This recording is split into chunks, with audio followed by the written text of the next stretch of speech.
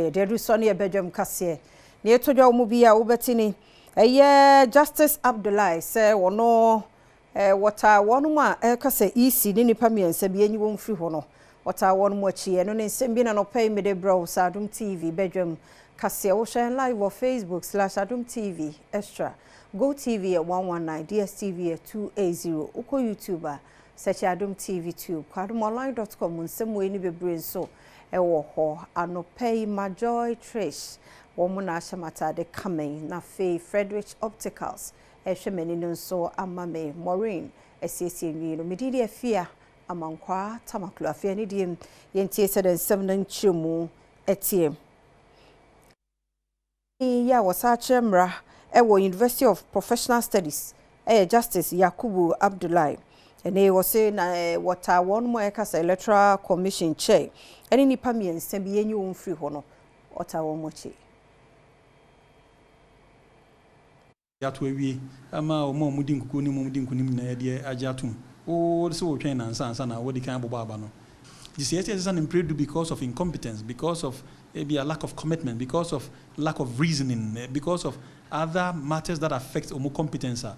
Yenyin free honum se nyame boana so no tinem no mo yenhwehwemu na mo fi se ampa electoral commissioner ene ne mpanifo kwadu edi abom no mudifo a me gidi se efie na no mbeko osan edi to dwa se na me kan we na me san kan si so se memfo so se abribia o mpanifo fo bebia na ese san electoral commission nemum memfo so no so nche se ese electoral commission no so enye papa ese otena ho. The Electoral Commission papa na say yes an impredu ansa na o mampani foforo kra ba ese ekọ ne so say o man ye ne ehwe Ghana National Education Campaign Coalition na Wadeto Director General ye no foforo Ghana Education Service animo say e ba na wo mo de akyerkyerefo no egugu miamia no a eye schools ahodo no a won kya ne pepepe se be ya adesua ne adekire e be gina ne naiso. The coalition ni de ade a yehu appointment no ye ni age hu yi mostly appointment ne basa ya na ye share the background of nipa na ye de na basa oni emeye adwuma no nti with the background no we are very comfortable say obetumi abo ama adesua ne adekira koso yi pa e wo Ghana nti osha owo doctor of philosophy or PhD in mathematics. And now so our nimdie or research because now or vice president of the Ghana Education Research Association. Inti say a qualification weighing in our boma. And my arreshimu say Professor Ernest Kofi Davis bet to me abwa Emma Adisiani Adechere Akoso. Decentralization of teachers deployment nede ebebwa pa. If he says sending na if he head office so be a teacher no crampo no.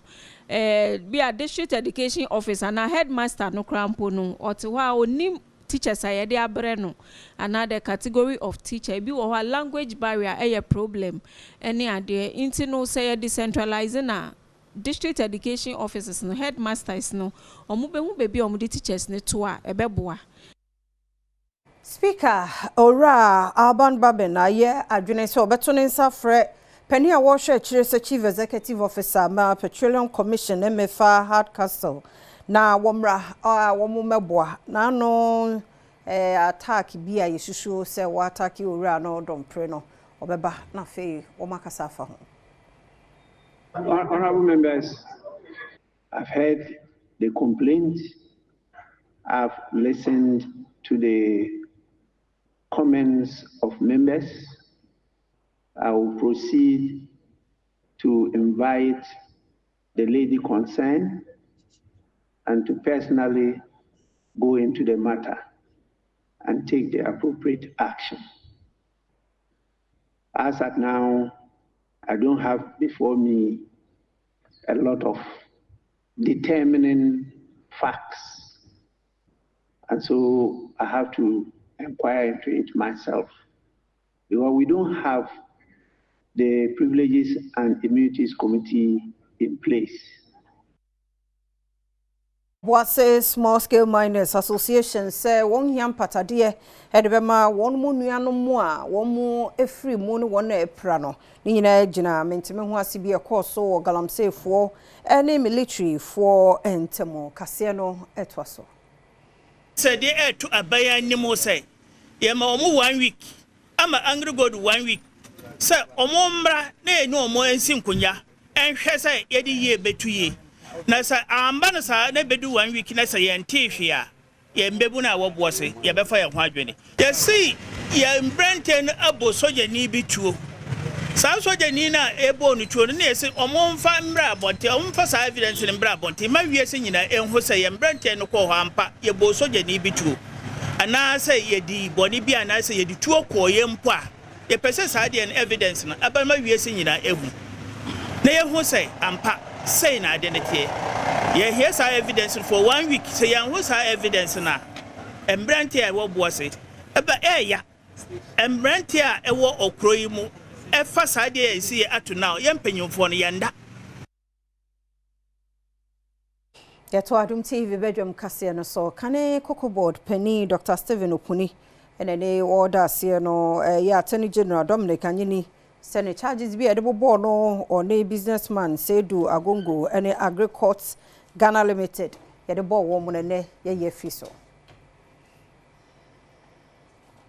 ne Accra High Court aha na nde owura Opuni damanso na Siento Agongo ona asemi wa frɛ owura Opuni nkanu Cocoa Board CEO na asama oni owura Agongo na owo court no nde na court na asam no do na asam no awo court from March 2018 nde wo frɛ asam no za wotutu gwan de se ehwe new Attorney General owura Dominic Anyini nsama oza suma ma waza bre court a oside o mangana na yinje anade oyin interest bia awo asam no mu biom nti charges another kodu a waza aboda minyipa benu ni na no watwe ni na asan nti wafo wo ho so nde dam na okosi wo court na wo wie no owura Opunize to santrafo na yim de nyankopɔ na osom no no wa ma na tamfo na ho na won pɛ ne da kye ye nyina ho na yim eguase yenteza ɔde to santrafo na yim. All power and authority belong to the Almighty God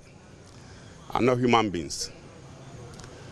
And then I will add that the living God I serve has disgraced and has cursed all my enemies, my persecutors, and my destiny haters.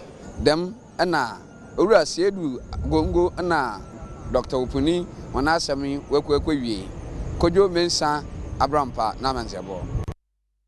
Ayento akase no so na ICT lab wa Saribedi Akosinia High School wa Krokre no abeto dwase nsu ato na nuntamu ni wo ho no ebu nchanse na gumase wonema wo lab ho nyina kase no etwose asem kitwa enura nwumre nsu kese bi eto ye ne mu mframa ana Saribedi akon ya ICT lab eso apa computers ana na wo ho computers 50 mako 50 ye student population na computers 50 no kora nso yan ene se atoyan chemwe asaba abese no aka ho ya frɛ district director of education ya frɛ ya municipal district wo ya bo coordinating director amane board chairman ya bona mane PA chairman ya bo omamane ana nananom so e wo kure mu nso ya bo omamane sasem a atoye ni how I dear brace with you so pa esan say only the only ICT lab I work eba say no mofra no nya kwan enko honom emfa computer no enkusua de nti e be how kese papa Nana no mo trankonwa ahodo ya nana kwasi ageman a woye Parliamentary chief ma lower discof edi wani mo no won da mampani John Dramani Mahama se ne Joseph Nelson aboni din so mehwe atoye mantemu so Some being na ban ya da wana si oyimiam sha wada hyen na afi yenyim de ona bo Joseph Nelson obeye dwuma usa na kase yamba na so nyim nza ma Western region for ye here.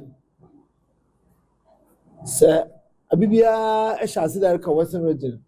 No answer ma if Western region. No we are who. Usan the actions are ma yazuwa aban. And the boy of money, Ghana money.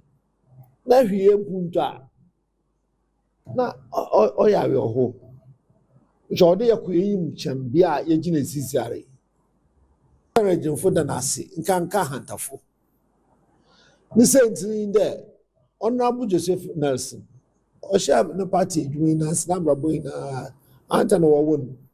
Osha number boy na naswa hanta. Yen yamba yen yete.